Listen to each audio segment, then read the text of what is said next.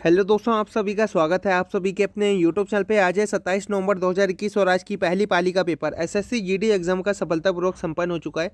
GK, GS, current affair, math के और reasoning के सभी सटीक क्वेश्चन का आंसर आपको आज के इस वीडियो में मिलने वाला है।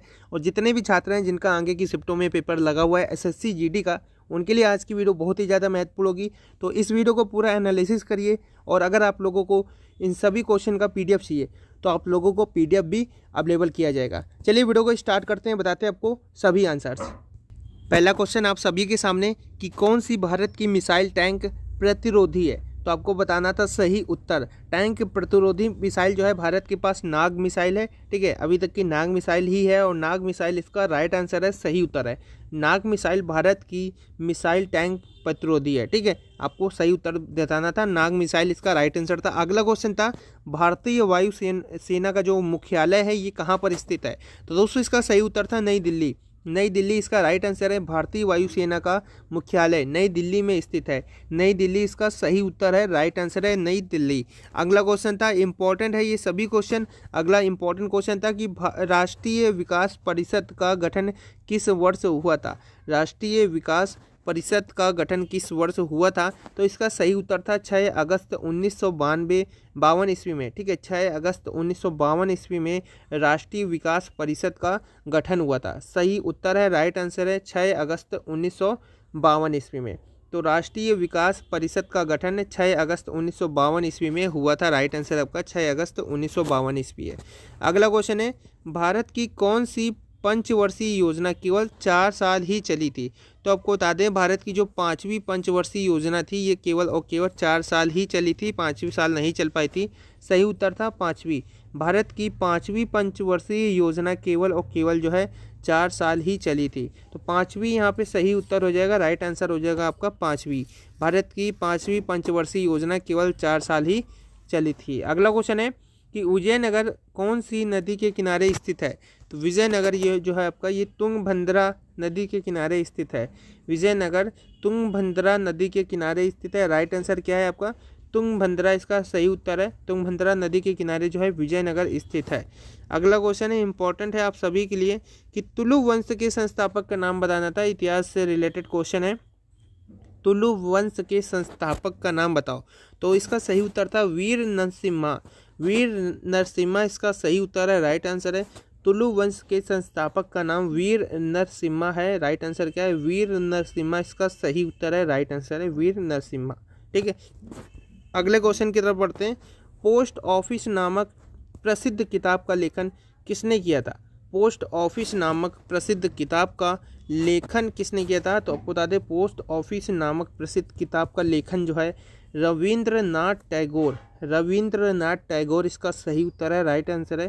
पोस्ट ऑफिस नामक प्रसिद्ध किताब का जो लेखन है ये रविंद्रनाथ टैगोर ने किया था। रविंद्रनाथ टैगोर इसका सही उत्तर है। अगला क्वेश्चन है, ए ट्रेन टू पाकिस्तान।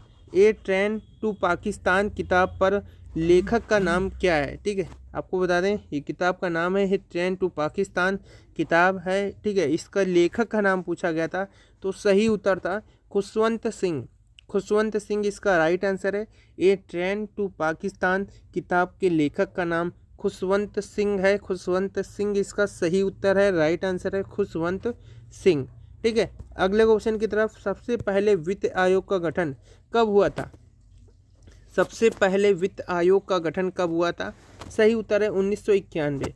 1991 इसका राइट आंसर है।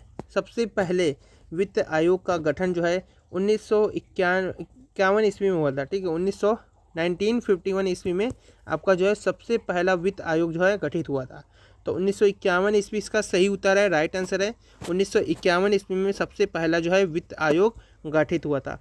पटाखे का विस्फोट किसका एक उदाहरण है, तो आपको बता दें दहन का उदाहरण है। दहन का सही उत्तर था।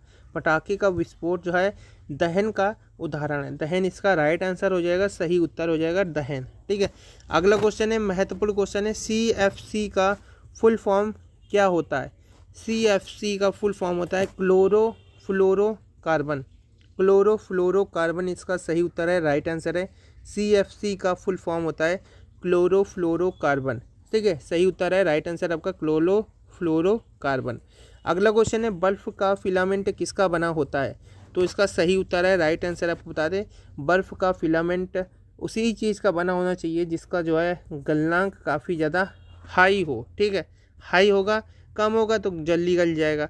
टंगस्टन का गलनांक सबसे ज़्यादा होता है क्योंकि यहाँ पे टेम्परेचर इनको जो है सहन करना पड़ता है। हाई टेम्परेचर होता है बर्फ़ के फिलामेंट का, तो बर्फ़ का जो फिलामेंट होता है ये आपका टंगस्टन का बना होता है। ठीक है, टंगस्टन इसका सही उत्तर है, राइट आंसर है।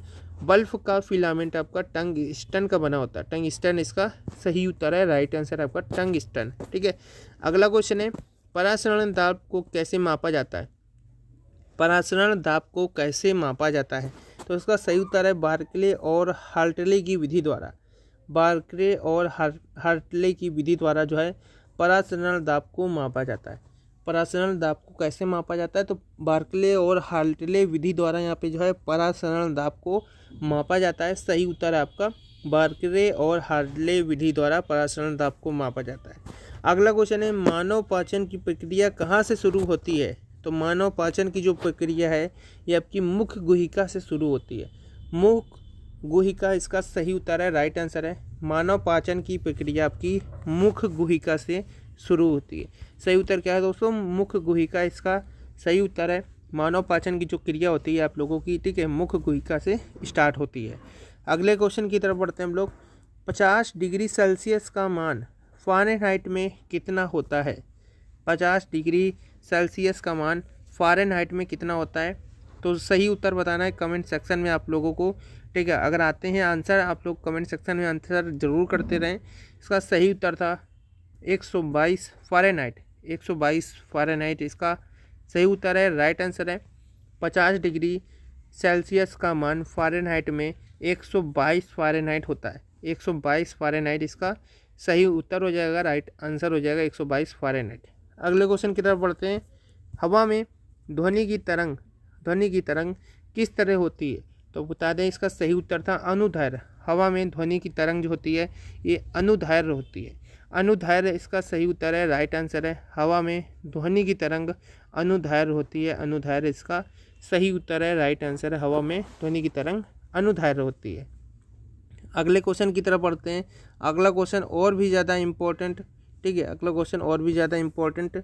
गुइंडी राष्ट्रीय उद्यान कहाँ पर स्थित है? गुइंडी राष्ट्रीय उद्यान ये आप लोगों का तमिलनाडु में स्थित है। तमिलनाडु इसका राइट आंसर है। गुइंडी राष्ट्रीय उद्यान जो है ये आप लोगों का तमिलनाडु में स्थित है। तमिलनाडु इसका सही उत्तर हो जाएगा, राइट आंसर हो जाएगा। गुइंडी आप लोगों का बता दें काफ़ी प्रसिद्ध एक राष्ट्रीय उद्यान है और इसका आप लोगों को आंसर करना था, तो सही आंसर था आपका तमिलनाडु। तमिलनाडु इसका सही उत्तर था। अगले क्वेश्चन, भारत में सबसे अधिक उपजाऊ मिट्टी कौन सी होती है? तो भारत में सबसे अधिक उपजाऊ मिट्टी जो है ये आपकी जलोढ़ मिट्टी होती है। जलोढ़ मिट्टी इसका सही उत्तर है, राइट आंसर है। जलोढ़ मिट्टी सबसे अधिक उपजाऊ मिट्टी में से एक है। ठीक है, आपको अगला क्वेश्चन इंपॉर्टेंट क्वेश्चन है और महत्वपूर्ण क्वेश्चन है। ठीक है, पुनर्जागरण की शुरुआत कहाँ से हुई थी? पुनर्जागरण की शुरुआत कहाँ से हुई थी? तो इसका सही उत्तर है इटली। पुनर्जागरण की शुरुआत कहाँ से हुई थी? तो इटली से हुई थी। पुनर्जागरण की शुरुआत इटली से हुई थी। इटली इसका राइट आंसर है, सही उत्तर है इटली। अगले क्वेश्चन की तरफ पढ़ते हैं। अगला क्वेश्चन और भी ज़्यादा महत्वपूर्ण है। पुनर्जागरण की शुरुआत इटली से हुई थी। और अगला क्वेश्चन इंपॉर्टेंट है आप सभी के लिए। रूसी क्रांति के जनक किसे कहा जाता है? रूसी क्रांति का जनक किसे कहा जाता है? आपको बताना है आंसर। ठीक है, तो इसका सही उत्तर था V.I. लेनिन।